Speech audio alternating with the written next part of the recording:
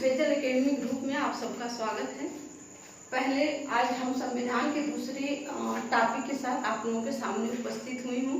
तो आज जैसा हमारा थंबनेल है भारत का संवैधानिक इतिहास, यानी भारत का जो अभी हम संविधान पढ़े, संविधान का अर्थ, परिभाषा एवं इसके प्रकार और शासन प्रणाली। और आज हम भारत के संविधान का संवैधानिक विकास या संवैधानिक इतिहास के बारे में चर्चा करेंगे। तो जो भारत का संवैधानिक इतिहास है, यानी ये अचानक में भारत का संविधान बन के तैयार नहीं हुआ, इसकी एक प्रोसेस थी, एक प्रक्रिया थी और क्रमशः इसका विकास हुआ। तो इसके विकास में सबसे पहला जो था, ये ब्रिटिश शासन काल में जो एक कंपनी थी ब्रिटिश शासन की, यानी ईस्ट इंडिया कंपनी, इसकी स्थापना के साथ ही भारत में का संवैधानिक विकास का इतिहास प्रारंभ हो जाता है।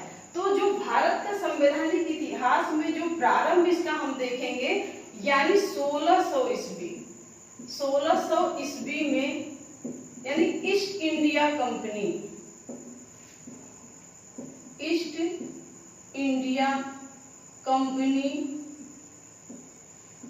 इंडिया कंपनी की स्थापना, ईस्ट इंडिया कंपनी की स्थापना हुआ। तो ये जो ईस्ट इंडिया कंपनी थी, इसकी स्थापना ब्रिटेन में हुआ।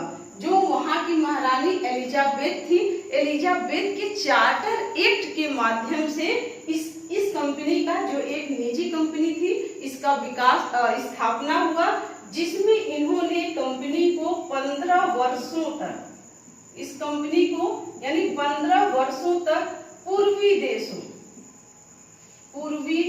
देशों के साथ व्यापार करने की अनुमति दे दिया। तो जब इनको पूर्वी देशों के साथ व्यापार करने की अनुमति मिला, तो ये भारत में बंगाल को इन्होंने चुना। जब ये बंगाल अचानक 1600 से तो आ नहीं जाएंगे, एक प्रक्रिया होगी। इसी के मध्य भारत में दो ऐसी घटनाएं घटती हैं जो कंपनी के विकास में, स्थापना में एक टर्निंग पॉइंट सिद्ध हुआ, जिसमें पहला जो हमारा है, यानी 23 जून, इसको डेट याद रखिएगा, बार बार एग्जाम में पूछता है। 23 जून 1757 का प्लासी का युद्ध,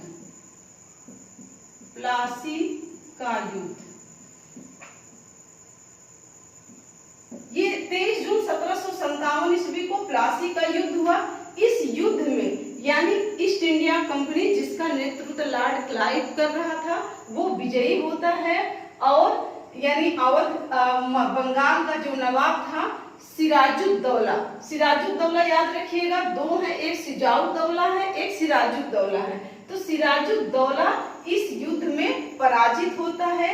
यह युद्ध नाम मात्र का युद्ध था, क्योंकि इस सिराजुद्दौला का सेनापति पहले ही लॉर्ड क्लाइव के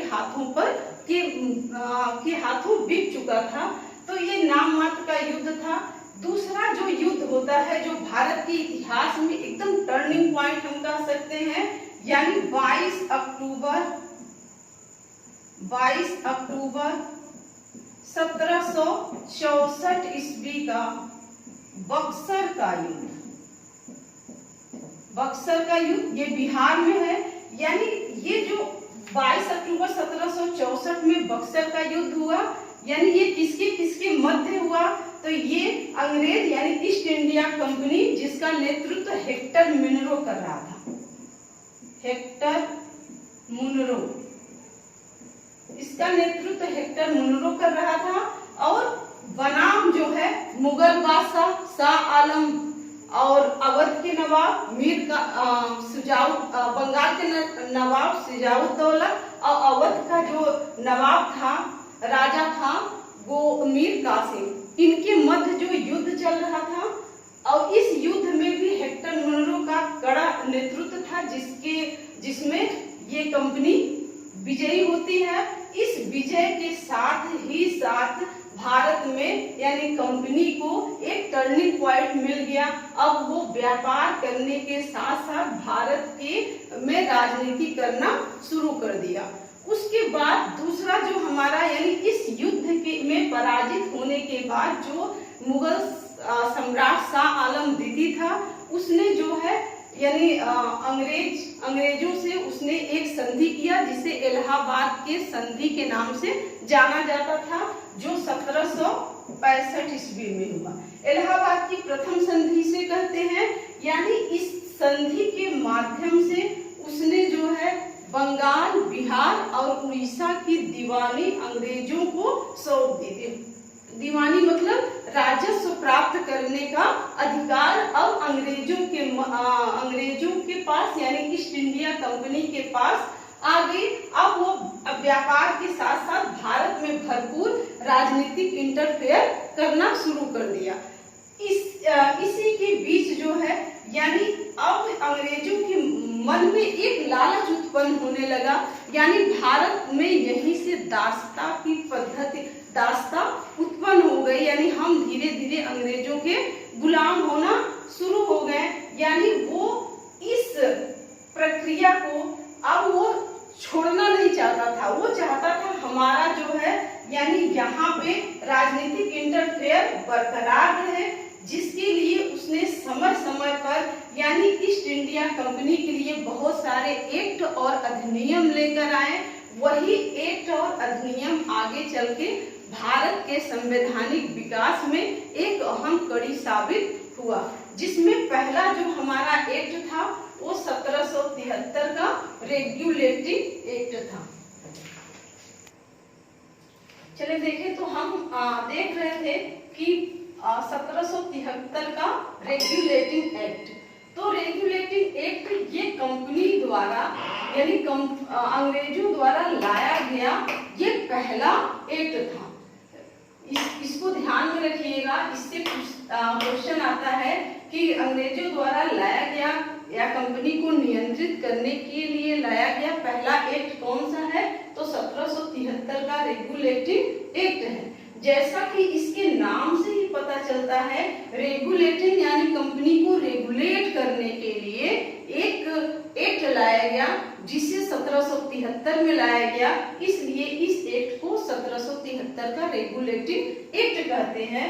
दूसरा चीज, जिस समय ये एक्ट आया उस समय जो है ब्रिटेन के प्रधानमंत्री थे वो लॉर्ड नॉर्थ थे। लॉर्ड नॉर्थ यानी लॉर्ड नॉर्थ ने एक गुप्त कमेटी का गठन किया था।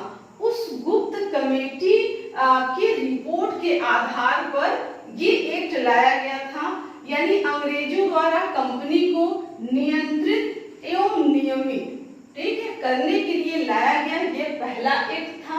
इस एक्ट के द्वारा पहला केंद्रीय प्रशासन की नींव पड़ी। ठीक है, इसके पहले यानी प्रशासन की नींव नहीं पड़ी थी, लेकिन इस एक्ट के द्वारा केंद्रीय प्रशासन की नींव पड़ी तथा कंपनी को राजनैतिक कार्यों की मान्यता मिली। इससे पहले राजनीतिक कार्यों की मान्यता, राजनीतिक कार्य चोरी छुपे कर रही थी, लेकिन उसको मान्यता नहीं मिली थी। तो सबसे बड़ी विशेषता इसको 1773 के रेगुलेटिंग एक्ट का ये है। अब इस एक्ट की कई विशेषताएं हैं, उन विशेषताओं के बारे में हम चर्चा करेंगे। तो देखें, विशेषता यानी इस कंपनी की क्या विशेषता थी। पहला इसमें हम डाल लेंगे, यानी इस एक्ट के द्वारा यानी 1773 के रेगुलेटिंग एक्ट के द्वारा, इस एक्ट के द्वारा यानी बंगाल के जो सबसे इंपॉर्टेंट है, बंगाल के गवर्नर के पद नाम बंगाल के गवर्नर के पद नाम को बदलकर गवर्नर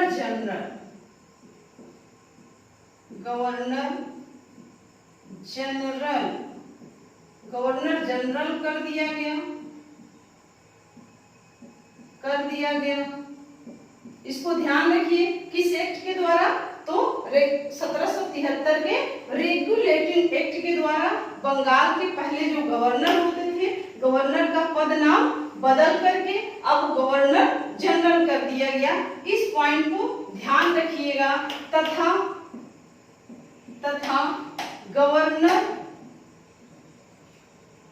गवर्नर जनरल की सहायता के लिए 4 सदस्यीय एक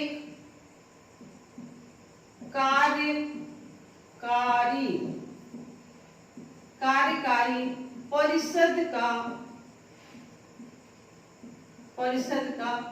गठन किया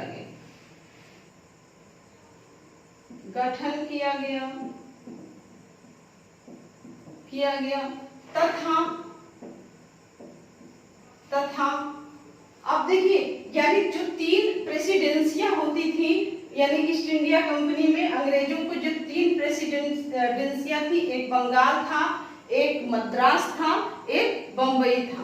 तो ये 3 प्रेसिडेंसियों में जब बंगाल के गवर्नर को गवर्नर जनरल बना दिया गया, तो बंबई और मद्रास के जो गवर्नर थे उसको बंगाल के गवर्नर जनरल के अधीन कर दिया गया। तथा मद्रास तथा बंबई के गवर्नर को गवर्नर जनरल के अधीन कर दिया गया।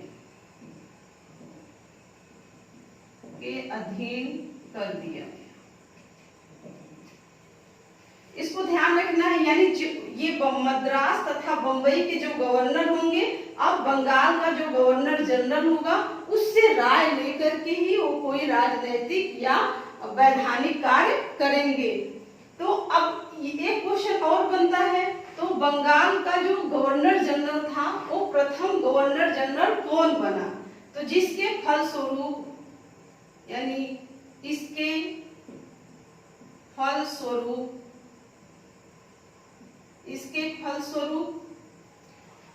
वारेन हेस्टिंग, ये इंपॉर्टेंट है, वारेन हेस्टिंग बंगाल के प्रथम गवर्नर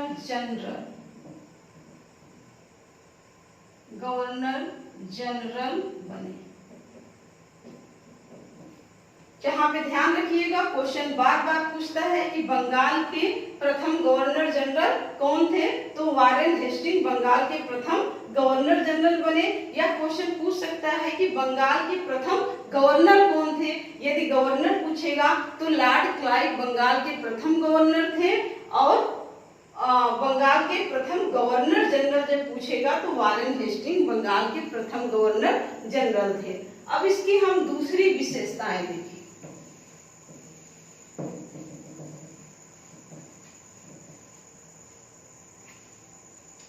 इस एक्ट की जो दूसरी विशेषता थी वो ये थी, यानी 1773 के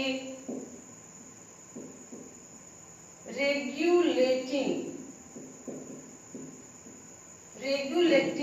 एक्ट के तहत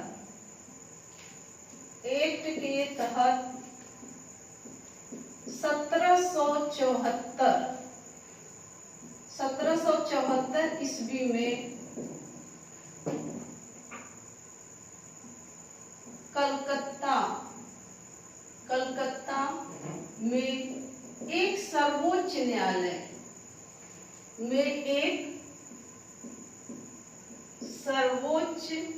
न्यायालय की स्थापना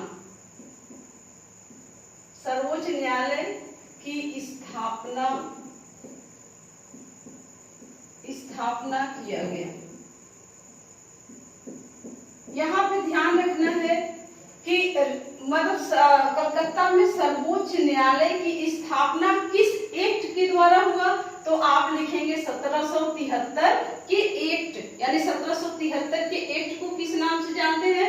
रेगुलेटिंग एक्ट, या इसको लॉर्ड नॉर्थ एक्ट के नाम से भी जाना जाता है, क्योंकि उस समय लॉर्ड नॉर्थ ब्रिटेन के प्राइम मिनिस्टर थे और उन्हीं के गुप्त कमेटी द्वारा इस एक्ट का गठन किया गया, तो इसे लॉर्ड नॉर्थ कमेटी के नाम से, एक्ट के नाम से भी जाना जाता है। तो यदि क्वेश्चन यहाँ पे पूछे कि कलकत्ता में जो सर्वोच्च न्यायालय की स्थापना हुआ था किस एक्ट के द्वारा हुआ था, तो 1773 के एक्ट के द्वारा, और किस वर्ष हुआ था, तो 1774 में हुआ था। ये जो सर्वोच्च न्यायालय था, यानी इस न्यायालय में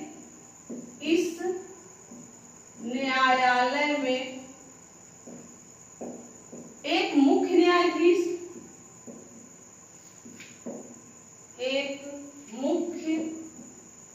न्यायाधीश एवं 3 अन्य न्यायाधीश होते थे।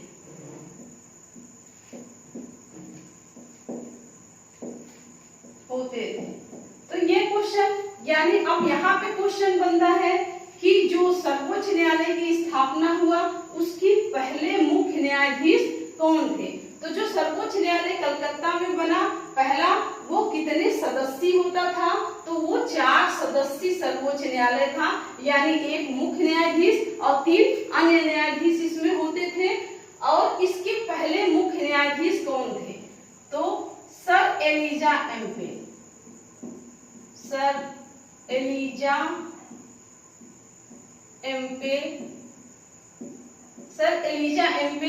इसके मुख्य न्यायाधीश थे। इसके प्रथम मुख्य न्यायाधीश थे।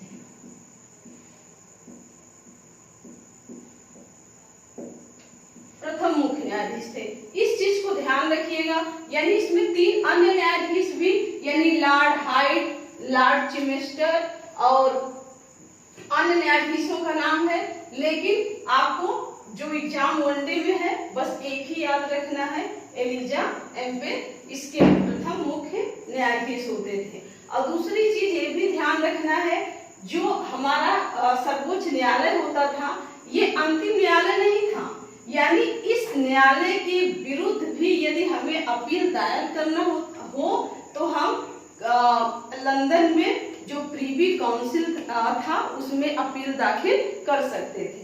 तो तीसरी जो इसकी विशेषता थी, यानी इस एक्ट की तीसरी विशेषता हम देखेंगे, यानी इस एक्ट के द्वारा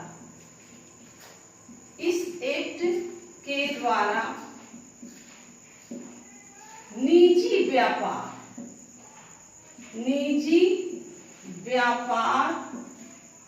इस एक्ट के द्वारा निजी व्यापार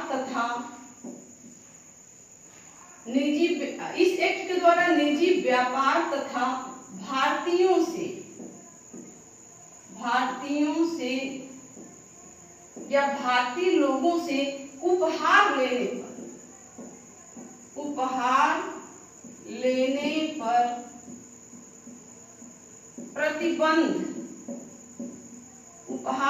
पर प्रतिबंध लगा दिया गया। इसको ध्यान रखिएगा, यानी एक कह सकते हैं कि निजी व्यापार करने, यानी बिना लाइसेंस के व्यापार करने पर पूरी तरह से प्रतिबंध लगा दिया गया।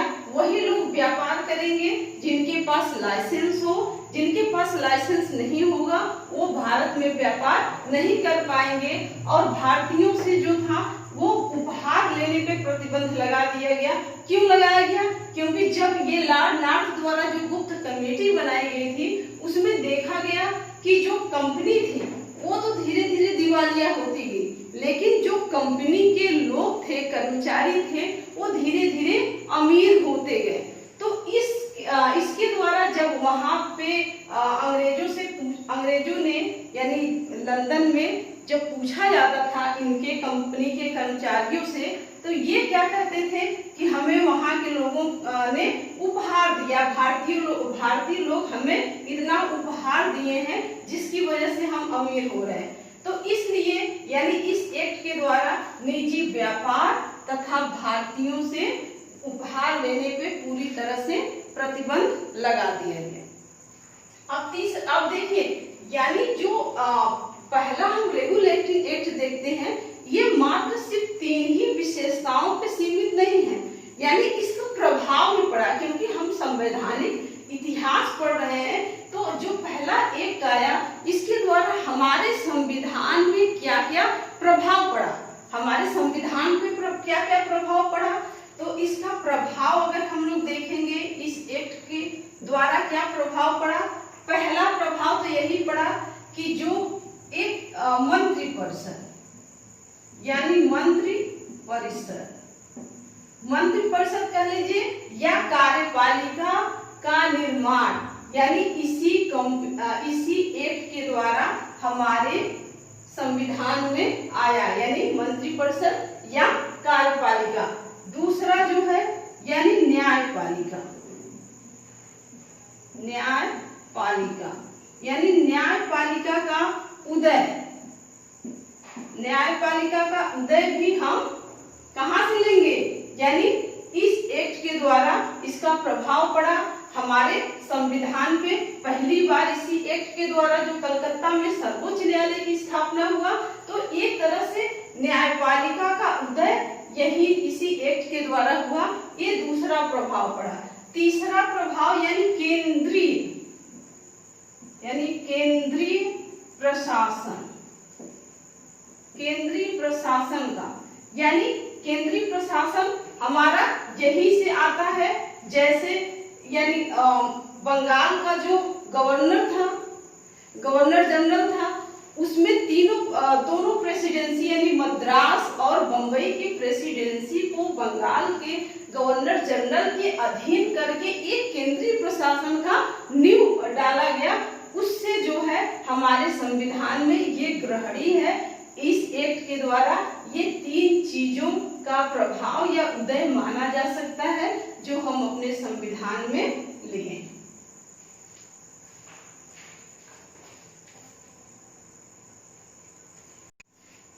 देखिए, 1773 के रेगुलेटिंग एक्ट के बाद यानी उसमें बहुत सारी कमियां रह गई। उन कमियों को दूर करने के लिए 1781 में एक्ट ऑफ सेटलमेंट लाया गया। तो जो एक्ट ऑफ सेटलमेंट था, यानी उसके द्वारा जो बंगाल का गवर्नर जनरल था, वो क्या था, यानी वो कार्यपालिका का प्रमुख होता था और वो न्यायपालिका जो जुडिशरी सिस्टम थी उसके क्या था, अधीन हो गया।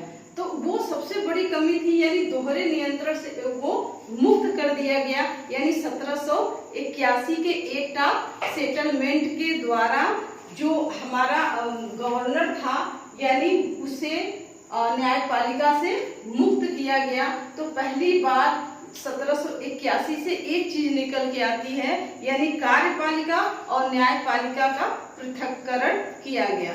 उसके बाद जो पॉइंट ऑफ व्यू, एग्जाम में पॉइंट ऑफ व्यू से हमारा जो सबसे इम्पोर्टेंट पॉइंट है वो 1784 का पिट्स इंडिया एक्ट। यानी इस एक्ट के द्वारा, देखिए, इस एक्ट के द्वारा पहली बार कंपनी के अधीन क्षेत्र को ब्रिटिश आधिपत्य क्षेत्र समझा गया।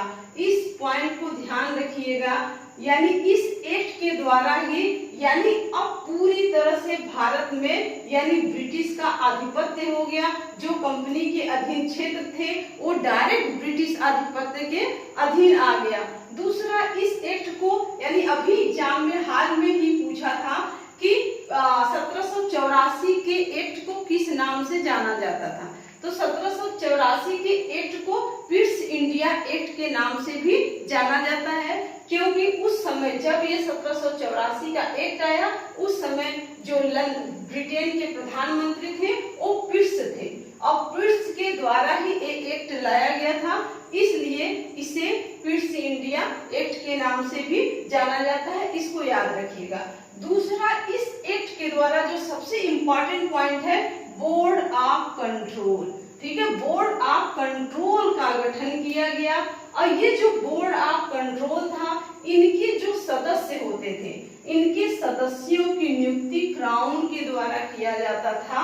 यानी अब ये कंपनी यानी भारत में राजनैतिक कार्यों को देखेगी। जो पहले से बोर्ड ऑफ डायरेक्टर्स थे, यानी ये व्यापार के कार्यों को देखेंगे, ठीक है। और बोर्ड ऑफ कंट्रोल यानी ये क्या करेंगे, ये राजनीतिक कार्यों को देखेंगे और इनकी नियुक्ति जो है क्राउन के द्वारा किया जाने लगा।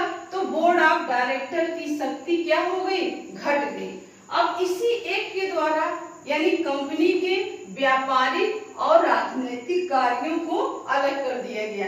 यानी व्यापारिक कार्यों को बोर्ड ऑफ डायरेक्टर्स की देखरेख में होगा और जो राजनीतिक कार्य होगा वो बोर्ड ऑफ कंट्रोल के माध्यम से होगा। अब यहाँ पे एक चीज और निकल के आती है कि इस अधिनियम के द्वारा भारत में द्वैत शासन की शुरुआत हुई।